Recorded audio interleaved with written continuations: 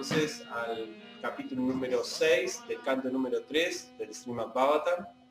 Estamos en una clase especial aquí en el templo de Santiago, Chile, acompañado de devotos. Vamos a compartir este momento con este capítulo muy especial. Vamos a hacer primero una pequeña introducción de por qué estamos en este capítulo. Este capítulo se llama la descripción de la creación de la forma universal. El canto 3, ustedes ya conocen porque están justamente estudiando este canto 3, trata especialmente de la conversación entre Vidura y Maitreya. Es en el canto 3 que comienza esta conversación. Ya tuvimos las preguntas de Vidura en el anterior capítulo y ya vimos cómo Maitreya empezó a describir a responder una de las preguntas de Vidura, que era el asunto de la creación del mundo material, cómo se manifiesta este mundo material. Entonces aquí tenemos la descripción, la creación de la forma universal, porque antes que eso hay también partes en la creación que no tienen que ver con la forma universal. Nosotros ya vimos en el anterior capítulo que lo primero que sucede en la creación es que no hay nada. Solo existe Narayana. Y luego, dice, el Señor se sentía insatisfecho, infeliz, como alguien quiere despertar a su esposa para estar en su compañía, la analogía que se da. Y el Señor entonces se propone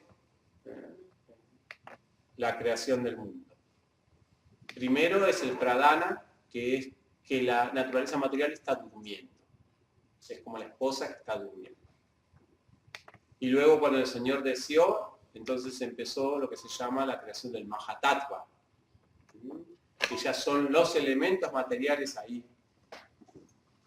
Pero aún así, a pesar de que los elementos materiales están ahí, todos los elementos materiales están ahí, eso no es razón para que haya creación. Es como, por ejemplo, una mujer puede tener un óvulo y un hombre puede tener un espermatozoide. Los elementos están ahí, inclusive hasta se pueden juntar. Pero eso no significa nada. Todavía no hay forma universal, no hay forma humana. Esto es lo que es en un sentido el Mahatattva, o todos los elementos materiales. Se necesita que el Señor ingrese ahí.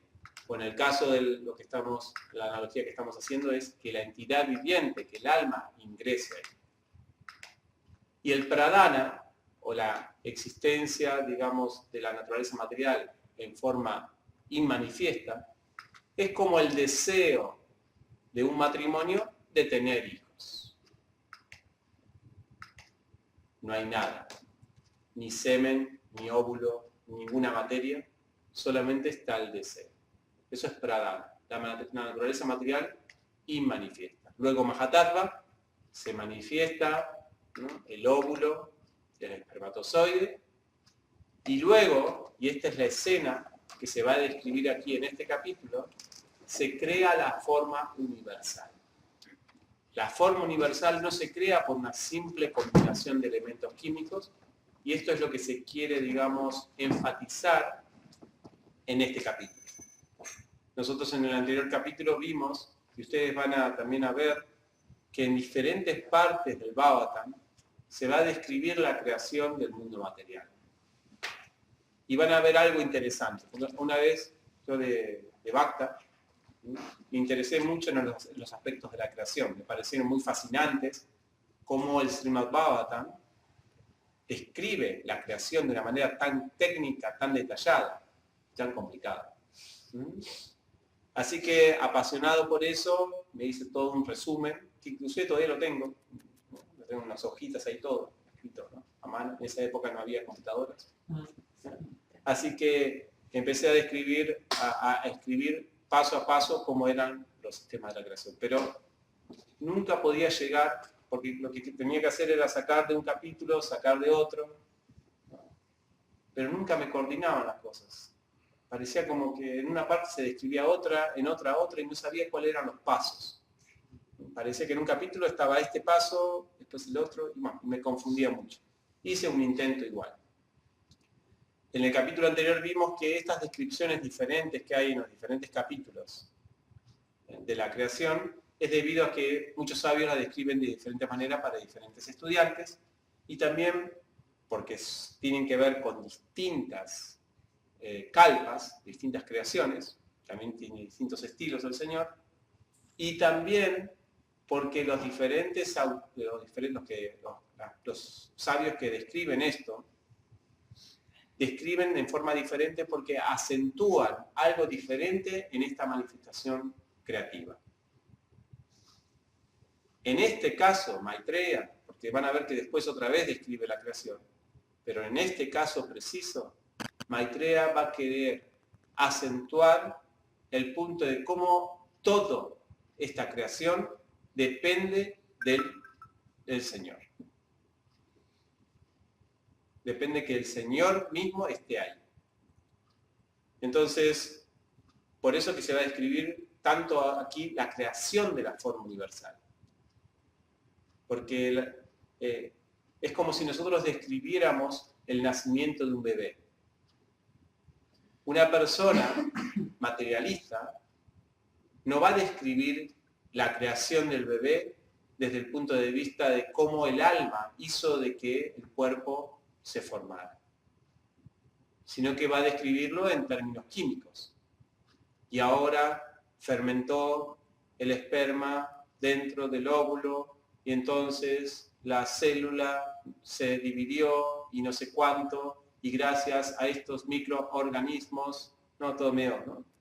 Entonces los aminoácidos produjeron esto y lo otro, y la temperatura fue justa, la que, ¿no? Y todas esas descripciones, se puede describir la creación también de esa manera. Así como se puede describir la creación de un bebé dentro del vientre, también se puede describir este mundo material sin tomar en cuenta al Señor Supremo, como una continua sucesión de hechos materiales. Inclusive, en el anterior capítulo, vimos que esto se describe o lo describió Maitreya Muni.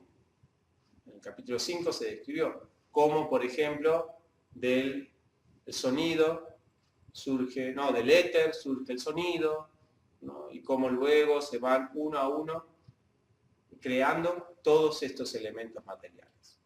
Pero lo interesante es que Maitreya Muni siempre está acentuando que es gracias a la mirada del Señor es que estas cosas se van produciendo. Así que en este capítulo, la creación de la forma universal, la forma del Señor Supremo como universo, es muy interesante cómo se describe. Es prácticamente como se describiría una creación de un ser humano, ¿no? En el vientre. Entonces están todos los elementos ahí. Vamos a ir con los primeros versos.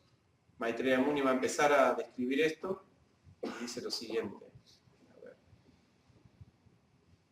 Nosotros vamos a dividir este capítulo en 4 partes. 5, ahí vamos. De los versos 1 al 10. Vamos a describir cómo el Señor se encarna en este Virat Puruya. Vamos a explicar también qué significa Virat Puruya, la forma universal, que es un aspecto del Señor que nosotros en nuestra práctica devocional normalmente no discutimos mucho ni lo aplicamos. No anda un devoto por ahí diciendo estoy meditando en mi Virat Puruya. Obviamente meditan las deidades, o meditan el maestro espiritual o el santo nombre. Realmente la forma universal. ¿Qué estás haciendo, Prabhu? Estoy mirando el amanecer, Virat Puruya. Estás en Maya, ¿no? Uno le dice inmediatamente, ¿no? ¿Por qué no vas a hacer servicio a la deidad? ¿No? Así que digamos que el Virat Puruya no se describe mucho. No tenemos mucha relación con esto. Pero vamos a ver por este capítulo que de alguna manera tiene una relación y que puede animarnos también en el servicio devocional. Entonces dice aquí cómo el Señor se encarna en el Puruya, de los versos 1 al 10. Luego vamos a ver, de los versos 1 al 25, cómo los semidioses toman sus posiciones. Habíamos quedado en el capítulo anterior que el Señor había creado todo, había puesto ahí todos los elementos materiales y había creado las modalidades de la naturaleza. Bondad, pasión e ignorancia. De cada una de esas modalidades surgió, por ejemplo, de la bondad surgieron ya las deidades rectoras, los semidioses. De la pasión surgieron las entidades vivientes, de la ignorancia los elementos materiales. Estaba todo ahí. Pero no pasaba nada. Estaba todo ahí. Pero nadie podía hacer nada. Los semidioses estaban ansiosos porque querían que se empiece a crear. Y entonces en ese capítulo, el capítulo anterior, los semidioses le oran al Señor. Ya sabemos que sin tu gracia nada puede ser creado.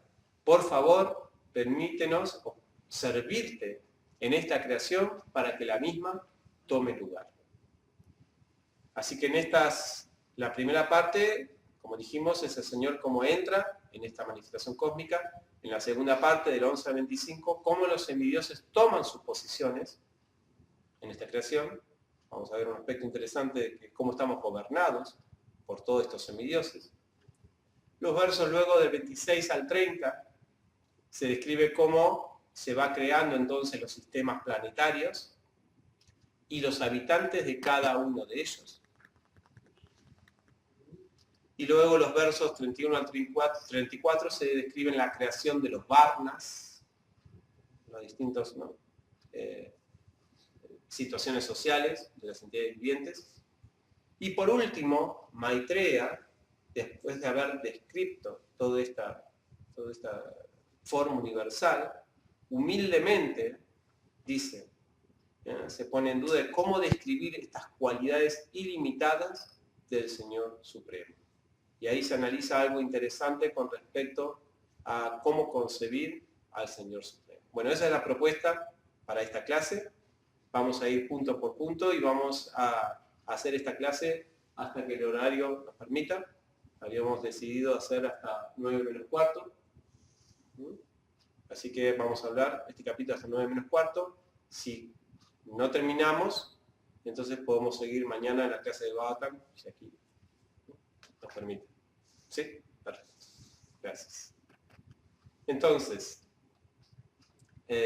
quizás no es un tema apasionante el asunto de la forma universal, de la creación del universo material, ¿no? Quizás a ustedes les gustaría ahora que cuente pasatiempos del señor Chaitanya, de Nityananda. Pero bueno, está en el tercer canto del Srimad Bhagavatam y tenemos los significados, unos hermosos significados de Prabhupada que acompañan esta descripción de la forma universal. Les digo sinceramente, si estos versos del Bhagavatam no estuvieran acompañados por los significados de Srila Prabhupada, esto sí que sería duro de tragar. Pero vamos a encontrar, y tengo algunos significados así de Srila Prabhupada en estos versos, para compartir con ustedes, que realmente son muy entusiasmantes, ¿no? Para leer, para comprender ciertos aspectos de nuestra vida espiritual. Bien. Entonces, habíamos dicho, y para comenzar, las funciones creativas estaban suspendidas. Imagínense, están en el espacio, son como testigos. Están ahí Mahavishnu, el gran creador, de su respiración salen de cada uno de sus poros pequeños globitos, porque el Señor manifestó toda esta energía material, pero ahí dentro de ese globito chiquitito de cada uno de sus poros está un universo entero. En ese universo, ese globito, están todos los elementos materiales. Y ahí dentro están todos los semidioses esperando, queriendo que esta creación comience a surgir. Entonces, ¿qué sucede ahí? Mahavishnu penetra en esos globitos, como Garbo Dakasai Vishnu. Penetra ahí. Llena la mitad de ese globito con agua de su propia transpiración, se recuesta ahí, pero la creación todavía no comienza. Se da su tiempo al Señor. 1000 años de los semidioses. Tiene que descansar. Fue mucho eso de entrar a cada universo, ¿no? Se recuesta ahí. En esos 1000 años, en otras partes, se describe como en esos 1000 años el señor Brahma meditó.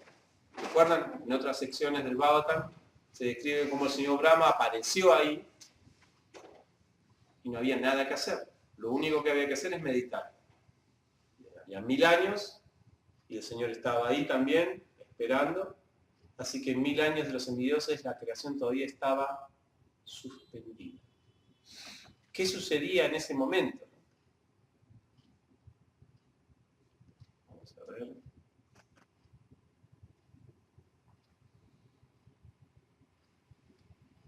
Dice aquí Srila Prabhupada. Los componentes de la materia son 23 en total. Y estaban todos ahí en ese globito. La energía material total, el ego falso, el sonido, el tacto, la forma, el sabor, el olor, la tierra, el agua, el fuego, el aire, el cielo, el ojo, el oído, la nariz, la lengua, la piel, la mano, la pierna, el órgano de evacuación, el órgano genital, el habla y la mente. Estaba todo ahí. Imagínense todo así. Todo metido. La influencia del tiempo los reúne a todos.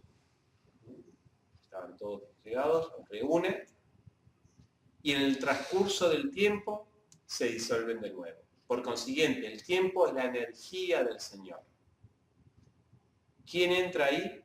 ¿Qué es esta energía del Señor que comienza a activar todo? Kali.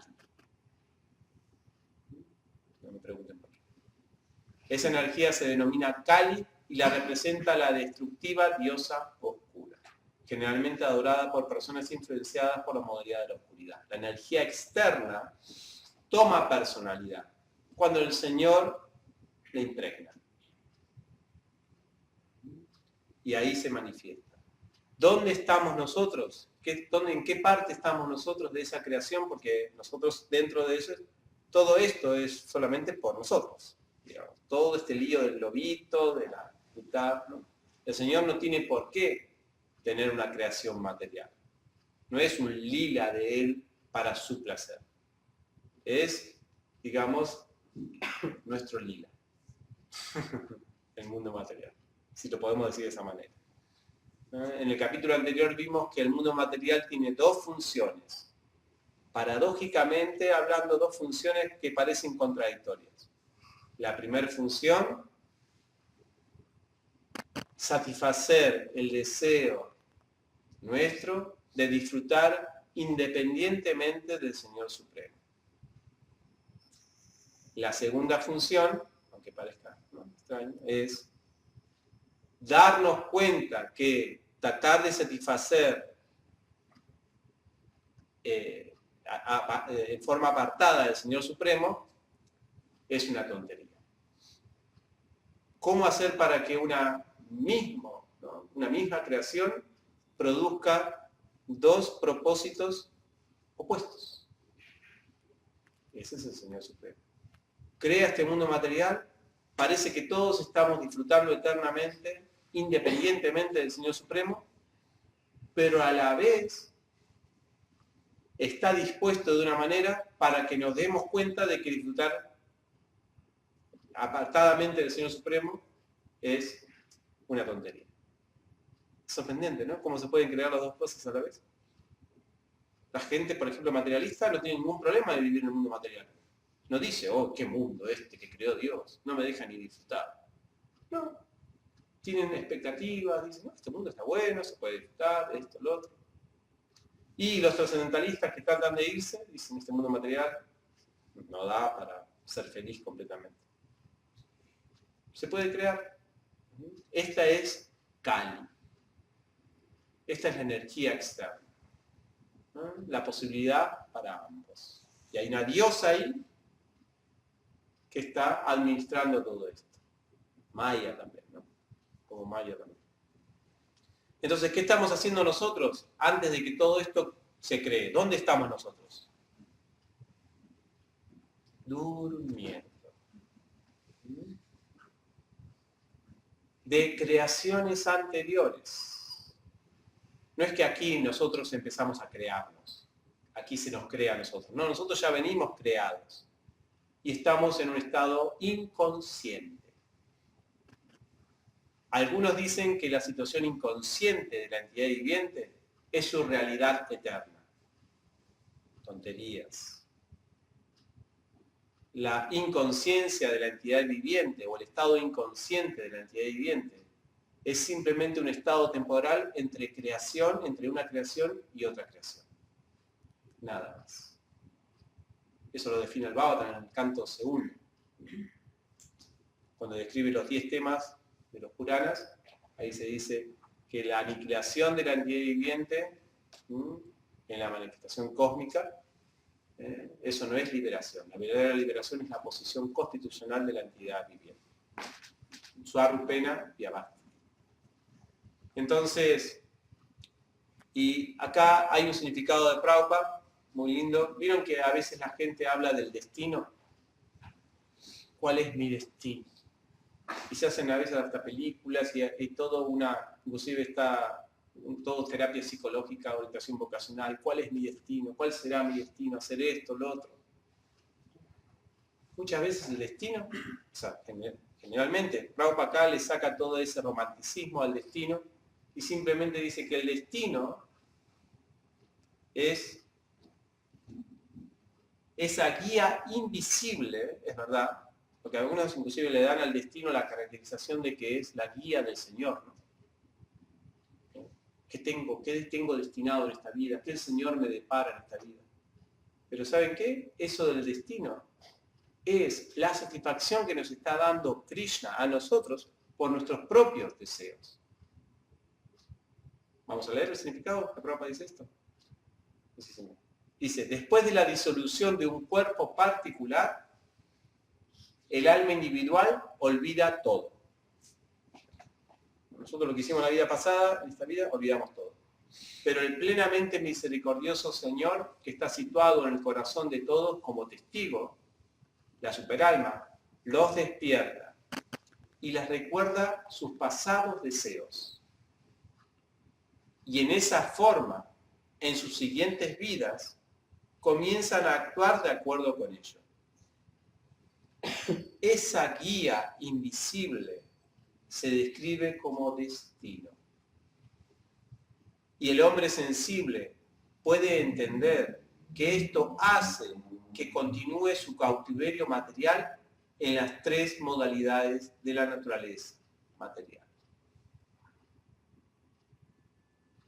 Se acabó el romanticismo. Aferrarse al destino, decir, no, mi destino es ser cantante de rock. Lo siento, es la inspiración que estoy recibiendo. O mi destino es ser esto o lo otro. Puede ser que el devoto tenga ese karma, digamos, ¿no?, para hacer en esta vida, pero no debe determinar que eso es mi misión para satisfacer al Señor. La misión para satisfacer al Señor es satisfacer al maestro espiritual. Y si hay algún karma, un destino dentro de este mundo, uno lo debe hacer, pero como una cuestión de deber. No creyendo que eso es mi meta en la vida. Porque si uno cree y uno le pone fuerza solamente a eso como meta de la vida, uno simplemente está diciéndole, sí, modalidades de naturaleza, sigan conmigo manipulándome. Interesante, ¿no?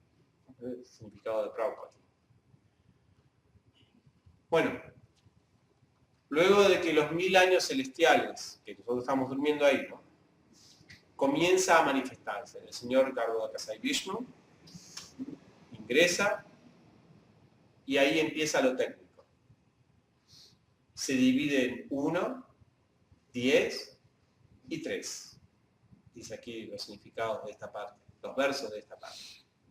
El Señor Supremo cuando ingresa y cuando toma cuerpo en esta forma universal, en estos elementos materiales, imagínense que todos los elementos materiales están por ahí, y el Frankenstein, digamos, todos esos elementos materiales, empieza a andar. Esa forma, este universo, empieza a andar. El Señor se divide en 1, en 10 y en 3. ¿Qué es eso? Aquí dice la Prabhupada, gracias a Dios, a Prabhupada, ¿no? a Krishna, que tenemos los significados de Prabhupada, los explica, en el verso también algo se explica. Primero, 10. ¿En qué se dividen esos 10? Dice que es la actividad. Vamos a asemejar todo este asunto de la forma universal, porque quizás es difícil entender todo el universo como una manifestación, ¿no? Personal gigante. Pero es fácil entenderlo cuando se está gestando un niño. Entonces, el alma, vamos a hacerlo en forma diminuta, vamos a hacerlo en forma, todo esto en forma individual. El alma cuando entra, ¿no? Y cuando se empieza a formar, se divide en 10. 10 significa los 10 aires, que gobiernan todo tipo de actividad dentro del cuerpo material. Según la Ayurveda, según aquí el Bhagavatam, hay 10 aires que producen todos los movimientos. Los movimientos, por ejemplo, los aires que suben, los aires que bajan, todos los movimientos inclusive corporales. Por ejemplo, si yo les pido a ustedes ahora, abran la boca como si estuvieran bostezando. No lo hagan, ¿no? Pero si alguien quiere bostezar, puede imitar el bostezo. Y abrir la boca como si estaría bostezando. Pero vieron que cuando uno bosteza, abre la boca más de que cuando uno la quiere abrir. Sí. Vieron que se abre una cosa así que uno dice, uy, la forma universal veo ahí, ¿no? Como abre, ¿no? Así. ¿Qué es lo que me abre tanto la boca? Ese es uno de los aires. Lo que cierra y abre los ojos. Ahora a todos nosotros se nos abre y nos cierra los ojos, a algunos se les cierra más. Seguimos con esta conversación. Pero, ¿qué es lo que hace? Por ejemplo, ahora, si nos estamos durmiendo, ¿qué hace que se cierren los ojos? Es un aire, ¿no? Que produce ese cierre. Y el pestañeo también. ¿Sí? Es un aire. Hay aires dentro que empujan y producen todos estos movimientos corporales. Entonces la actividad, la forma universal empieza a dividirse en 10 y entonces empiezan a haber movimientos. El cuerpo también. El cuerpo del bebé empieza a moverse. ¡Ay! Y una patadita, dicen, ¿no? Cuando está en el vientre, ¿no? Ven la ecografía. El pobre está dirigido por uno de esos aires. No es que va a salir futbolista, ¿no? Dio la patadita porque el aire empujó para que dé esa patadita. Así que esta es la dirección. Los 10 aires empiezan a moverse. Y luego dice, se dividió en 3. Acá dice, 3 son los diferentes tipos de identificaciones que el alma tiene, o la forma universal tiene. Adiátmica, adibáutica y adidáica. Adiátmica significa la identificación, ¿no? Cuando el alma entra al cuerpo, la primera identificación es con el cuerpo y la mente. ¿No? Aquí estoy, uy, ahí pienso, pienso, ahora existo, ¿no? Todas esas cosas. Y está el cuerpo, uy, mi dedo, uy. Esa es adiátmica, la identificación con el cuerpo y la mente. Luego está la identificación adibáutica. Adibáutica es que no solamente me identifico con mi cuerpo, ¿no? Sino que también me identifico con lo mío. Mi computadora, mi celular, ¿no? Mi esposa, mis amigos, mi familia, ¿no? Con los productos materiales. Mi casa, veo una fotito de mi casa, es mi casa, ¿no? Me identifico con eso. Mi país, mi bandera. ¿No es así? Matashi. Si ve la bandera de Rusia, ¿qué le produce algo? Le produce algo. Si la veríamos acá, le produciría algo. Porque eso es identificación mía. Eso se llama adibáutica. Y luego tenemos la identificación más, digamos, según lo que dice Prabhupada, la que por lo menos nos va a permitir avanzar en el camino espiritual, que es la identificación adidáica. Adidáica significa que nos identificamos como sirvientes del Señor, como que tenemos que colaborar en esta existencia con alguien que no somos nosotros. Tenemos que hacer algo en colaboración.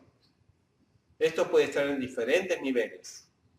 Desde el nivel básico de que quiero ser un hombre piadoso y colaborar para que esté mejor la sociedad,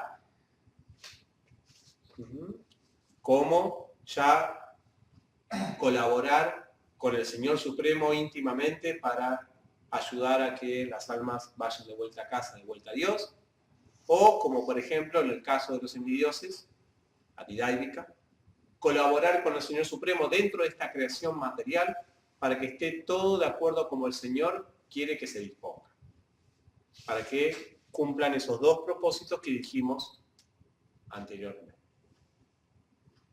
Entonces son los tres tipos de identificación. Entonces tenemos 1, 3 y 10. ¿Qué es 1? Interesante.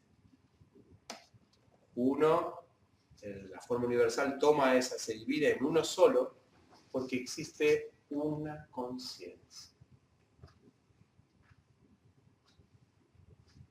Los cuerpos generalmente están regidos por una conciencia. Si no, estaríamos hablando de una esquizofrenia galopante, ¿no? Un ser por allá y otro ser por allá, un bipolar terrible, ¿no? O algo así.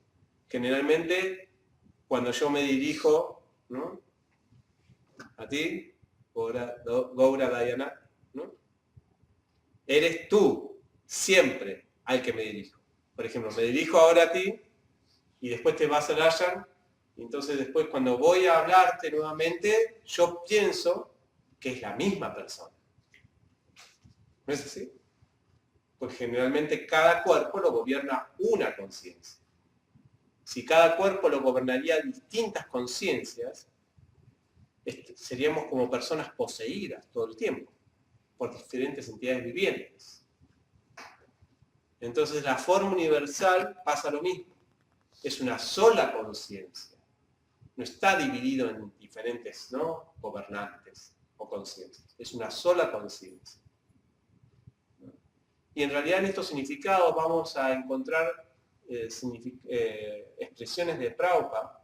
Miren que Prabhupada siempre habla de ver la diferencia entre la conciencia del Señor Supremo y la nuestra, como que son dos separadas.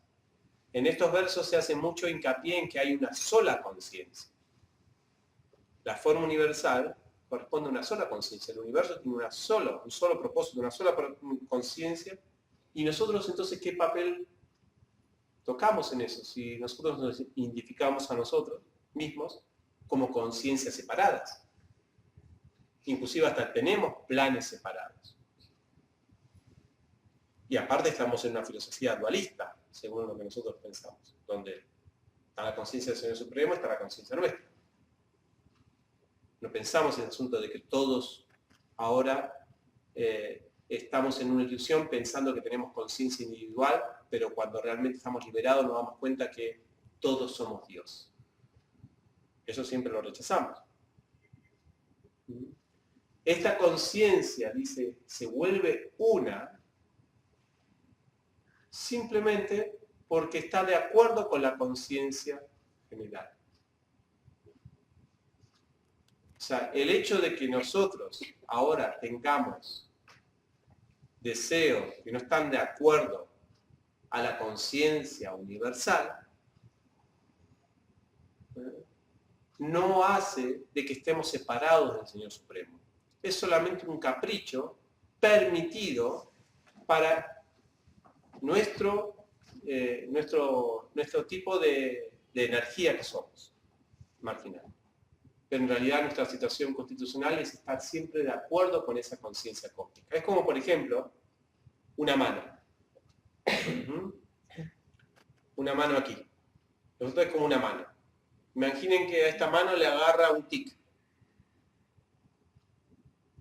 Y uno no lo puede controlar. Y uno está acá, ¿no? Uno es la conciencia de todo el cuerpo. Pero parece que en ese momento la mano tiene su propia conciencia porque se mueve y no lo puedo controlar. No sé qué le pasa, ¿no? Estos somos nosotros. Ahora estamos haciendo esto nosotros. No siguiendo la conciencia universal, ¿no? Entonces, pero esa situación de que la mano haga esto, este tic, ¿es normal? ¿Se espera eso? ¿O se espera como están ahora las manos? Que mientras hablo, acompañen mis manos a lo que yo quiero expresar.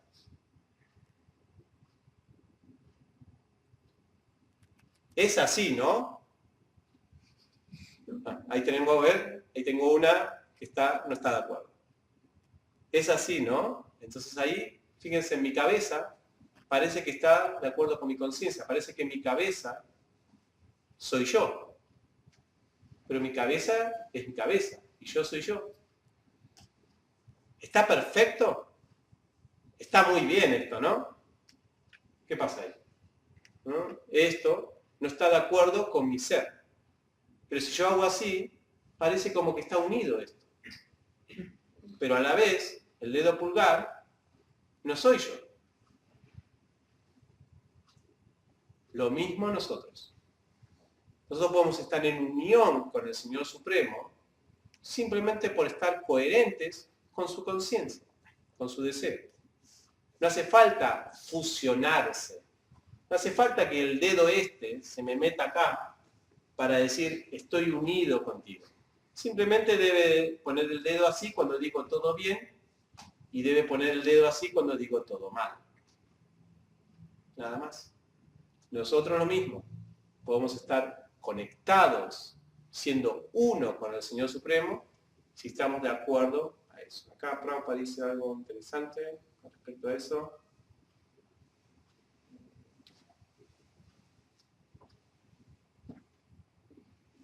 Un poquito. Sí.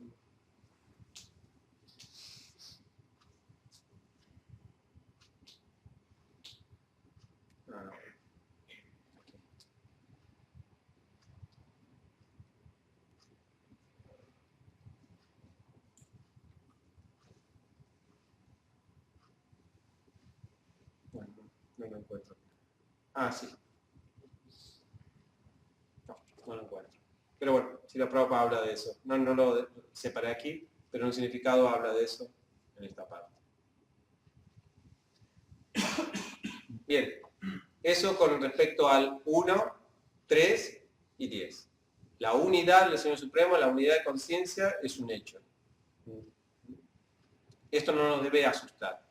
Inclusive Prabhupada aquí dice algo interesante con respecto a... Disculpen. Dice que algunos yogis, por ejemplo, dicen de que el ser, dice, los yogis místicos consideran que las entidades vivientes y la superalma, Paramatma, son una única y misma cosa. Nosotros realmente no decimos eso. Pero miren lo que dice Prabhupada. Sin embargo, este es un insignificante punto de controversia. Al fin y al cabo, todo lo creado reposa en el gigantesco Virat como la forma universal del Señor. Lo que queremos decir es, los yogis a veces dicen, el dedo, así, no es independiente, digamos, dicen que es la misma cosa que el ser. Pero que es lo mismo o no, es una cosa insignificante, porque de todas maneras, todos reposamos en esa forma universal. Hay también un verso del canto 2, donde también se describe la forma universal, y cuando se describen las distintas partes del cuerpo de esta forma universal, dice que la conciencia del Señor Supremo, esa conciencia única, se manifiesta también como el Dharma. interesantes. Nosotros podemos estar escuchando o ser coherentes con esta conciencia universal cuando seguimos el Dharma. El Dharma es es la conciencia universal. Así que Dharma significa estar coherente con la función de este universo. ¿Es el Dharma material o el Dharma espiritual? Obviamente que el Dharma espiritual es el más coherente todavía. Una persona que no puede entender que hay una conciencia universal aquí, o sea, una mano que dice que no puede entender que hay una conciencia en este cuerpo, entonces su situación es complicadísima, dice Srila Prabhupada. Dice aquí, tenemos una descripción interesante de Prabhupada que dice,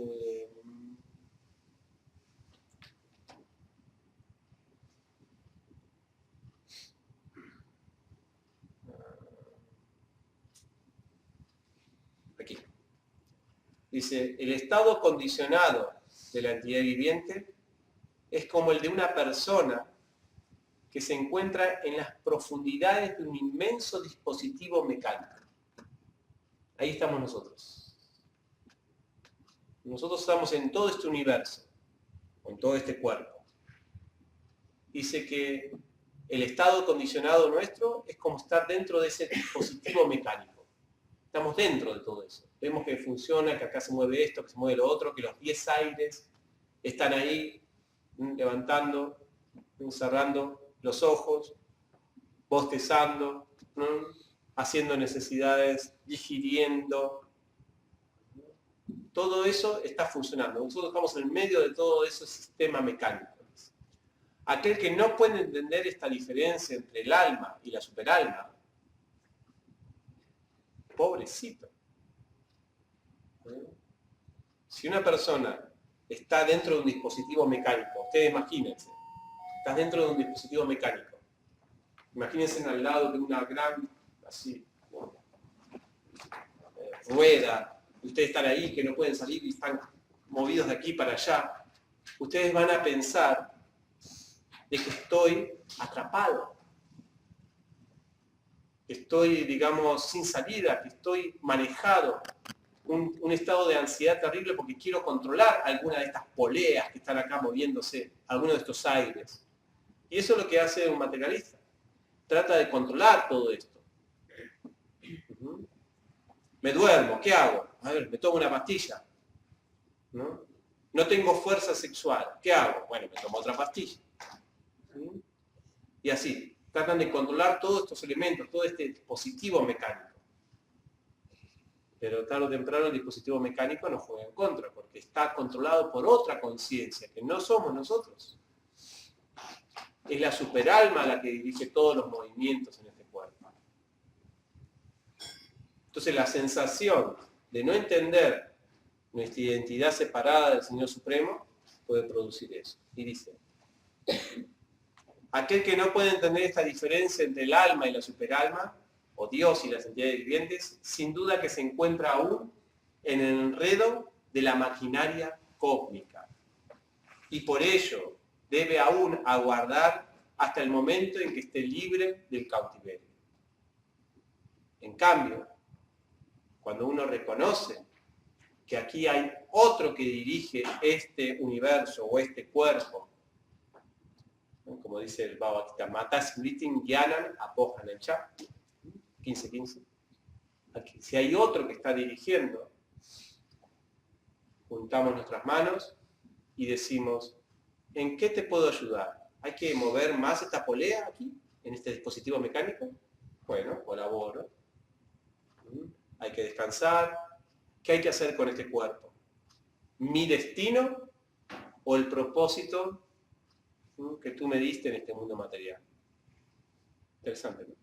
Y ahí uno ya sabe, yo estoy en esta maquinaria que es de otra persona que está manejando todo esto y yo simplemente colaboro con Krishna. Así que esto es al menos la primera parte de la descripción de esta forma universal. Después va a seguir, pero eso lo vamos a dejar para mañana. Por lo menos aquí ya comentamos los versos 1 al 10, en cómo el Señor se encarna en este Virat Purusha. Luego de eso, de los versos 1 al 25, y ya para terminar, se va a describir aquí en el Bhagavatam cómo los semidioses entonces toman sus posiciones. Dijimos que el Señor se divide en 1, en 10 y en 3, o sea, toma esa forma universal, pero necesita dirigentes en cada una de sus partes para que manejen todo. Así que van a estar semidioses que van a estar dirigiendo, por ejemplo, la capacidad olfativa, el gusto, el habla. El Señor no tiene por qué estar dirigiendo todo. No, los semidioses se ponen a dirigir esas partes como sirvientes del Señor para accionar esta maquinaria cósmica y también esta maquinaria individual. Y en el Bhagavatam se va a describir entonces cómo estos semidioses ocupan cada uno un cargo diferente. Bien, hasta aquí vamos a dejar, antes que los aires vitales nos jueguen en contra con esta descripción de la forma universal. Entonces, ¿tienen algún comentario, alguna pregunta que quieran hacer al respecto de esto que estamos hablando? Bueno, ahí Gobra, Nat. Siempre se habla Ahora, bien fuerte. siempre se habla que la forma Virat Purusha es imaginaria. Sí. Srila Prabhupada dice que es para que los entiendan el panteísmo, ¿no? Que para que sean elevados a la forma personal, para que entiendan como que hay una personalidad. Pero también se habla como que está esa forma. Entonces, ¿está o no está? ¿Es una forma imaginaria que se dice para que podamos entenderlo? ¿O realmente es una forma material de Virat Purusha, que Krishna está en esa forma material de una forma manifestada? O sea, ¿cómo es la...? Es un buen punto. Sí. Justo cuando veníamos para acá, estábamos escuchando, ¿te acordás, Ananta? Una clase del Bhagavatam, de Purishan Prabhu. Purishan Prabhu hace un análisis porque con él estudiamos, o sea, él hizo un comentario del Bhagavatam que es Descubriendo sus pies del otro, se llama. Él hace comentarios del canto 3, del canto 4, él da cursos de Bhakti Bhagavatam. Entonces utilizamos mucho el material de él. Y en la clase, él dice justamente esto, lo que estás preguntando. Él dice, en anteriores capítulos se describió la forma universal como imaginaria. Y en este capítulo, Maitreya Muni le da una realidad fuerte. Inclusive Srila Prabhupada, en un significado, compara el Virat Purusha con las deidades. Dice que son manifestaciones,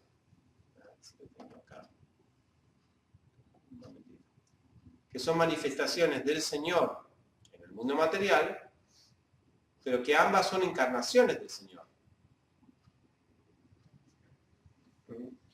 Lo de imaginario, según lo que veo la gran diferencia, y Prabhupada va a acentuarlo, es que es por la temporabilidad de esta manifestación.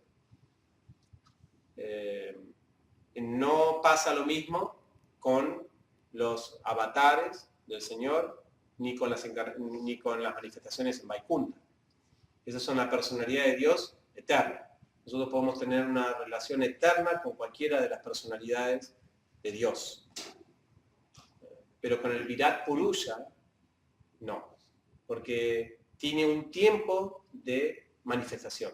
Se manifiesta en un momento y luego deja de manifestarse. No es que queda eternamente en el mundo espiritual. La idea del Virat Purusha no es en un sentido muy personalista, porque es más una situación, no es de personalidad, porque es más una situación de, ¿cómo podemos decir aquí? Más mecánica, más de ¿cómo? Energía. Claro, de energía. El universo material necesita una energía y el Señor se encarna en esa energía, entra en esa energía, para que la energía ¿cómo se llama? Empiece a activarse. Si no, no hay manera que se active la energía material. Por eso que se dice que en un sentido es imaginaria. Le da a uno un aspecto de que la energía material está el Señor.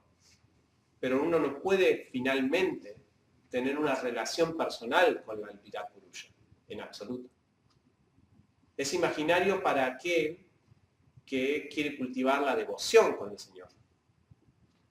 Porque no va a poder cultivar nunca la devoción con una energía que se está moviendo, ¿no? ¿Se entiende? Pero con Dios, con la personalidad de Dios, hasta con Sisi-Gornita y con las deidades, nosotros sí podemos desarrollar una relación eterna. Porque está ahí la personalidad de Dios. ¿Está bien? ¿Es un aspecto energético, un aspecto impersonal ese Virat Purusha, o es un aspecto personal, una forma de Dios que es temporal, que toma para esta manifestación cósmica? Claro, el Señor penetra en los elementos materiales para que los elementos materiales empiecen a activarse. Como Shirakashi Vishnu, como Garbhoda Kasai Vishnu primero. Garbhoda Kasai Vishnu es la forma Iraña Garbha, es la forma universal en toda la manifestación. Y después Shiroda Kasai Vishnu entra en cada átomo, en cada, aquí acompañándonos como Paramatma y todo eso. ¿Sí? En ese sentido yo puedo entender por qué en algunas partes se dice imaginaria en el punto de vista devocional, pero no porque no exista, ni tampoco porque el Señor Supremo no está ahí haciendo que esta manifestación florezca. Eso es una realidad. Eso sí es una realidad. Lo que es imaginario es la relación personal que podamos tener con la forma universal. Por eso que nosotros, pues lo que decía al principio, no es que utilizamos mucho la forma universal para cultivar nuestra devoción. No tenemos una fotito de la forma universal en el altar. Que no es una realidad eterna a nivel relación. Pero para los impersonalistas, los que están más en el camino impersonalista, es preciosa la forma universal. Como ellos no desean una forma personal, sino solamente deslumbrarse con energías poderosas del Señor Supremo, entonces la forma universal es algo muy apreciable. Pero simplemente para ¿cómo se llama? Para percibirlo, para deslumbrarse. Es lo que le pasó a Arjuna en el capítulo 11 del Bhagavad Gita. Arjuna pidió ver esta forma universal. Ya que estamos, mostrámela. Todo el mundo habla de lo increíble que es esta forma universal. Yo quiero verla también. Y la mostró Krishna, con toda, ¿no? Una versión completa de la forma universal. Y Sanjaya, que estaba ahí, recuerden, escuchando, viendo el Bhagavad Gita, viendo esta conversación, quedó entusiasmadísimo con esa forma universal. Tanto quedó entusiasmado que cuando terminó el Bhagavad Gita, Sanjaya dice, estoy recordando una y otra vez esa forma universal. ¿Por qué? Porque Sanjaya estaba en el nivel del aprecio por Dios por esta manifestación cósmica, no en el grado de cultivar una relación con Dios. Entonces la realidad está ahí, pero no la realidad personal. En cambio Arjuna, en el capítulo 11, ¿qué le dice a Krishna con respecto a la forma universal? Ya basta, no quiero verte así. Quiero que vuelvas a tu forma personal. Porque es la forma personal la que le permite a él la relación eterna. Entonces, eso es un poquito, ¿no? Podemos explicarlo. ¿Está bien? Sí. Hay un diálogo que hace acá donde habla de cuando la entidad quede manifiesta, no por el asunto de la disolución, sino que después de abandonar el cuerpo. Habla de 7 meses, la entidad queda en un estado manifiesto. Y después en el vientre se manifiesta a los 7 meses. Nuevamente recobra su conciencia y se da cuenta que está en ese lugar. Pero mi pregunta es, ¿qué sucede antes de esos 7 meses por ejemplo, cuando la entidad tenía que tomar otro cuerpo, ser adentrado ese cuerpo, o ir a los planetas infernales, los planetas celestiales, ¿esto está dentro de los 7 meses o es antes de los 7 meses? ¿Cómo es eso? Según lo que leí, no recuerdo haber leído de 7 meses, pero justo en este capítulo, Srila Prabhupada habla de que, por ejemplo, dice la comparación de que de una manifestación cósmica a otra manifestación cósmica, la entidad viviente queda dormida por millones de años. Pero de una vida a otra vida, solamente son unos cuantos meses. No había recordado este significado. En otra parte dice 7 meses. No, en la clase, sí. 7 meses. 7 meses. Bueno, entonces parece que, hay 7 meses que no es que está en el vientre de la madre, sino que está ahí buscando un vientre, digamos. ¿Y qué sucede ahí en ese periodo? ¿Esa pregunta? ¿En esos 7 meses? No, me pregunté si esos 7 meses transcurren en el vientre de la madre, o es total, digamos, que él le va a adentrar, la entidad se ha adentrado para tomar un cuerpo específico, No. de los planetas celestiales, o al infierno, todo ese recorrido que puede hacer de acuerdo a su karma está dentro de los 7 meses. No sé si está dentro de esos 7 meses. Lo que sí sé es que Prabhupada habla de meses antes de entrar a otro vientre. Eso sí, en ese significado es. Porque una vez que uno entra dentro de otro vientre, ya está otra vez formándose. Ya hay actividad, ¿no? Lo que sí había escuchado que hasta los 7 meses dentro del vientre, la situación de la entidad viviente es una especie de inconsciencia, pero no es inconsciencia en el punto de vista dormido como cuando está antes de estar en un vientre, sino que es, según Hanuma Prayak Swami me explicó, es como que estar absorto en la creación de tu cuerpo. O sea, la entidad viviente está consciente, pero está absorto en que, ay, una niñita, un dedito. Yo recuerdo que eso me lo dijo a mí, Hanuma Prayak Swami, cuando yo estaba haciendo mi casa. ¿No? Y él me dijo así como cuando uno hace su casa. Y cuando me dijo así, le entendí perfectamente. Porque cuando yo estaba haciendo mi casa estaba tan absorto que el cerámico, que la habitación, que la ventanita, que esto, que el otro, que mi conciencia solamente fluía en eso, haciendo planos y todo. Prácticamente mi conciencia era eso. Me imagino lo que debe ser, si una casa te absorbe tanto, es una expansión de tu ego, lo que debe hacer crear tu propio cuerpo. ¿Hay lugar para pensar en otra cosa cuando estás creando tu cuerpo? Es conciencia absoluta de ego. Mi ojo, mi piel, mi esto. Entonces prácticamente el entidad viviente no tiene conciencia de otra cosa. Esos 7 meses es absorción en la creación, ¿no?, del cuerpo. Y a los 7 meses en el vientre, despierta. Ya está. Y cuando despierta es lo que describe el Bhavata, ¿no? Se ve dentro de ese lugar, toma conciencia externa, digamos, ya no es tan interna de su creación, sino externa, y ahí, sucede todo lo que se describe en el Bhavata acerca de esa situación, ¿no? La experiencia dentro del vientre. ¿Bien? Lo otro no sabría decirte. Sí. Habría que morir y... Otra vez morir y una vez había un escrito de Arikesh Prabhu que él describía eso, cómo la entidad viviente va a la luna. Ahí tiene una especie de juicio y todo el asunto. Pasa que muchas veces se describe de forma muy diferente todo, porque deben haber distintas experiencias de la entidad viviente cuando sale del cuerpo, de acuerdo a su karma, de acuerdo a distintas consideraciones.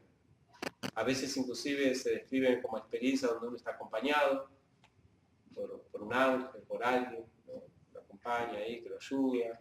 Otras veces directamente va a un planeta, como describe ahí Arikesh Prabhu, que va a la luna y ahí se lo enjuicia. Otras veces va con Yamaraj. El Bhavatan describe esa experiencia como el Yamil. O, no fue con Yamaraj, pero estuvieron ahí los Yamadutas. Algunos es directamente a otro, ¿no? Directamente a otro vientre. Algunos van a los planetas celestiales, después descienden. Claro, muy variado. Claro. Es muy variado, ¿sí? No sé si se puede generalizar en esos aspectos. Algunos se van al mundo espiritual. Algunos se van al mundo espiritual, se vienen a buscar la nave. Algunos toman cuerpo. Ahí entonces influye el karma de cada uno. Sí, el karma, la conciencia espiritual de cada uno, el nivel de conciencia. Por ejemplo, si uno murió ladrando, entonces no hay, creo que es directo, ¿no? Acceso directo. Ya ahí nace como un cachorrito. No le vamos a hacer perder tiempo a esta persona, que siga ladrando ahí. Porque sí, tiene una mentalidad todavía media humana, pero se comporta como un perro, tiene que ir al infierno para aumentar su conciencia de perro, para que después tomar el cuerpo. Dicen eso. El planeta infernal, tomar el cuerpo el planeta terrenal, tomar el cuerpo de un perro. Sí, dicen eso. Por ejemplo, si uno tiene que tomar cuerpo de cerdo, quizás todavía comió muchas porquerías en esta vida y feas, pero todavía no tanto como excremento. Pero necesita un pequeño entrenamiento más para que... Entonces va a un infierno donde ahí todo lo único que hay de comer es... Y de otro McDonald's. Y pasa lo mismo con los planetas celestiales. O sea, del mismo modo que uno va para abajo, uno puede ser un poquito piadoso, entonces va al cielo y después toma otro cuerpo, ¿no? La piedad sola no es motivo para ir a los planetas celestiales. Se necesita piedad acompañada de rituales védicos o rituales religiosos. La piedad sola nos lleva a este mundo material, a este planeta Tierra, pero en mejores situaciones. Para ir a los planetas celestiales se necesitaba un permiso especial de sacrificios hechos, de complacer a los semidioses, o en el caso de los devotos, que complacen, ¿no?, al Señor Supremo, también tienen acceso, ¿no? Ahí. Uno le puede decir, no, yo hice la puya 10 veces, entonces, bueno, pasa. Pero una persona que es buena nada más, no tiene buen karma y nace en este mundo, en el planeta Tierra nuevamente, con buen karma. ¿Sí? Como una buena persona, no sé. Como Como una buena persona. una buena persona o con buenas... En una familia piadosa. Una familia piadosa o con riqueza. 3 cosas, ¿no? Son el buen karma. Riqueza, Riqueza, belleza belleza, Educación. y educación. No tiene ninguna. pedir la misericordia y se la aplauda. Y eso vale más que cualquier cosa. Aparte, belleza tenés. No, es lindo. Sí. Si la persona es piadosa, digamos, pero piadoso puede ser generar mucho karma también. También van a ser así, de esa manera. Por Sí. ejemplo, una persona que es piadosa y le va a repartir carne a la gente pobre todo el tiempo, porque piensa que si le está ayudando y es piadosa, va a recibir esos beneficios también, o se va al infierno, como se dice.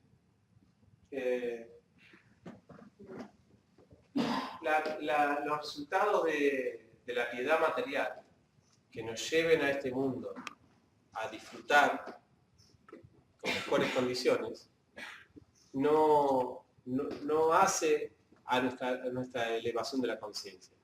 Entonces, no importa si una persona, porque lo que puede estar en discusión es acá, pero esa persona es piadosa, pero le da carne a la gente. Entonces, ¿por qué esa persona, podríamos nosotros, ¿no?, cuestionar, por qué esa persona tiene que nacer con mejores facilidades en su próxima vida? Pero el punto de que nazca con mejores facilidades en la siguiente vida no hacen a su progreso espiritual. En ese caso, esa actividad piadosa lo puede llevar a él, porque las personas se sintieron satisfechas con esa persona que les dio carne. Por lo menos recibió buena onda de las personas. Gracias por traerme. Justo estaba muerto de hambre. Me sacaste de esta aflicción que tenía. Entonces, en un sentido, hay un karma positivo. Pero ese karma positivo no es iluminador. Por lo tanto, la persona cuando tome nacimiento otra vez, por más que sea con supuestas reacciones buenas, positivas desde el punto de vista material, esto para nada la va a dejar a ella con, ¿cómo se llama?, con evolución espiritual, con despertar espiritual. Hay piedades que te despiertan y hay piedades que te enredan. Por eso que el Bhagavad Gita habla de que a uno se le puede presentar la determinación de servicio devocional puro cuando hizo muchas actividades piadosas en el pasado. Pero hay distintos tipos de piedad. La piedad que se describe ahí, en el Bhagavad Gita, en ese verso, es la piedad que te despierta. ¿Me explico? Así que eso es lo más importante. Pero Sí. de todas maneras, lo que él dice es dándole de comer carne. También aparte de darle de comer y satisfacer a algunas personas, también está haciendo sufrir a otras entidades vivientes como aquellos que, o sea, la vaca o cualquier otro animal que maten Sí. para darle de comer. También está generando otro karma también ahí, otra reacción que no es piadosa. O sea, Por está eso- haciendo sufrir a otras entidades vivientes Por eso se queda en el mundo material. Sí, pero alguien puede arguir ante eso y decir, bueno, pero satisfago, pero hay mejor satisfacer un humano, el ¿Qué? hambre de un humano, que Un la animal. satisfacción de un animal. O sea, hay muchas discusiones con respecto a eso que pueden haber, ¿no? Un mal menor para satisfacer un bien mayor. El asunto es, y lo más importante de la discusión acerca de eso, lo más importante es que esa piedad, eso es lo que Prabhupada da muy duro con ese altruismo, nos mantiene en la existencia material, no nos permite el despertar. Prabhupada da muy duro con el altruismo. ¿Por qué? Ya sea cualquier tipo de altruismo, el de carne, el de vegetariano, el que sea. ¿Por qué? Porque inhibe el despertar espiritual. Solamente por eso. No es que está mal ser altruista. Pero cuando el altruismo se toma como un fin en sí mismo, entonces queda negado el despertar espiritual. Y eso es terrible. Nos mantiene en esta existencia material. Nuevamente. ¿Sí? Más allá de la pregunta, en realidad va porque muchas veces se comentan muchas cosas así entre los devotos, como media la pasada, entre chistes. Entonces digo, ¿son de verdad o no? ¿Son serias o no? Cuando dicen, porque estábamos hablando hace un rato, que si una persona tal cosa se va al infierno por los cerdos, el excremento, ¿verdad? Y después, si una persona es piadosa, parece que... Entonces, ¿realmente qué? O sea, esas cosas son así, tal cual como se dicen? Así como si una persona hace esto, ¿se va a ir al infierno realmente? ¿Lo estamos hablando en serio? O la persona, por ser piadosa y haber dado carne, medio que no importa, igual va a recibir beneficio y va a tener un pequeño avance aquí de cosas como medios materiales. Se queda como entre medio, como que, no sé si cuando se dicen ese tipo de cosas es como, porque suenan terribles cuando uno las escucha. Sí. Una vez he escuchado que muchos devotos, más que Vishnudutas, a veces se comportan como Yamadutas. Porque le gusta, o sea, están más en el papel de la justicia y tienen, al parecer, muy claro los aspectos de la justicia, las leyes las leyes y la sentencia. y la sentencia. Y eso no lo tienen claro nosotros, para nada lo tenemos claro, como si fuéramos abogados universales. Eso quizás lo tienen claro los Yamadutas, Seguro. y no tan claro a veces. Vieron que en el pasatiempo de Ayamil algunas cositas no la tenían tan claro. El que la tiene bien claro eso y a quien podés preguntarle algún día es al señor Yamanos, ¿no? Pero en nosotros, nada. En realidad es muy bueno el planteo tuyo, porque sí hay un apresuramiento simplista de determinar reacciones ante cualquier acción. No, parece como si fuéramos astrólogos, no sé, videntes. Ahora por hacer esto, tu pie se dañará, ¿no? Porque le pateaste no sé a quién, ahora cangrena aparecerá en tu dedo gordo. No sé, cosas así extrañas. Porque comiste carne, ahora te comerá esa carne a ti. No sé, ¿no? Entonces, no existe algo así. O sea, es muy simplista pensar que las leyes del karma son tan así como de la lógica formal de las matemáticas. Para nada es así. Hay muchas variables, muchos elementos, inclusive está la variable de voto puro, que desestabiliza todas las demás leyes. Así que, y después hay muchas otras variables más. La misericordia de voto puro. La misericordia de voto puro, los distintos karmas, distintas actividades, el estar dentro de una sociedad en Kali Yuga. Vieron que Kali Yuga también tiene variables particulares. Acá lo que pienses, no recibís karma. Lo que pienses negativo, no recibís karma. Pero lo que pienses positivo, sí recibís karma. Interesante. Eso es una variable de Kali Yuga. Pensar bien de una persona te trae buen karma. Pensar mal de una persona no te trae mal karma. Antes no era así. Antes pensabas mal de una persona te traía mal karma. Pensabas bien de una persona no te traía nada. Tenías que hacer algo bueno. Por ejemplo, hay muchas variables. La era, la situación social, las decisiones, sí, la conciencia o inconsciencia en que haces los actos. Cuanto más conciencia tienes, más despierto estás espiritualmente y acometes una actividad pecaminosa, la reacción puede ser peor. Por ejemplo, en el Bhagavatam se describe infiernos, pero son para los brahmanas. Los brahmanas tienen esos infiernos, porque tienen que hacerlos, ¿cómo es? Enseñarles lo que hicieron mal. En cambio, otras personas no tienen esos infiernos. Quizás van directamente a la forma animales. Entonces, no se puede juzgar para nada eso. Se puede hacer en general esas cosas. Es bien que lo plantearas porque quizás estamos yendo por esa parte. Sí, puede pasar. También Sí. recuerdo en preguntas perfectas, respuestas perfectas, Ayata Sukriti. Dice Shila Prabhupada, si da aunque sea un centavo o da algo de Ayata Sukriti para el movimiento de conciencia de Krishna, ya hay Yamaraj, como que, hiciste cualquier cosa, pero diste un centavo, hiciste Ayata Sukriti, ya es como que puedes desestablecer un montón de cosas. Exactamente. Sí, lo que podemos determinar nosotros, si queremos determinar algo, es el contacto con el servicio devocional. Eso sí, porque sabemos que eso no se para nunca. Si alguien, por ejemplo, decimos, cantó Hare Krishna, para nosotros eso es prueba de que él está en camino de vuelta a casa, de vuelta a Dios. Tomó prasada. Ya tomó prasada, adoró la deidad. Porque Krishna dice que un pequeño esfuerzo en esta senda es eterno. Ahora, las otras cosas kármicas que podemos hacer tienen un montón de variables. Pero el servicio devocional queda ahí, como un depósito eterno. Es la cuenta segura. En Argentina tenemos un dicho, que es muy de Argentina, que es lo que deposites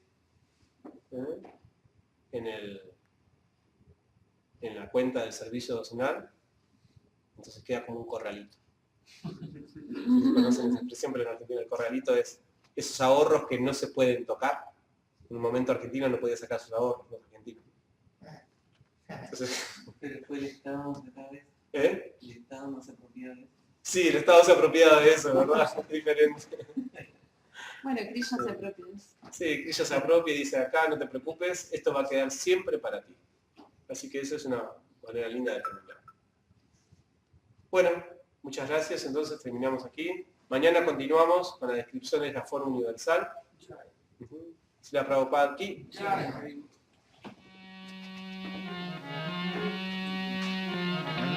Aham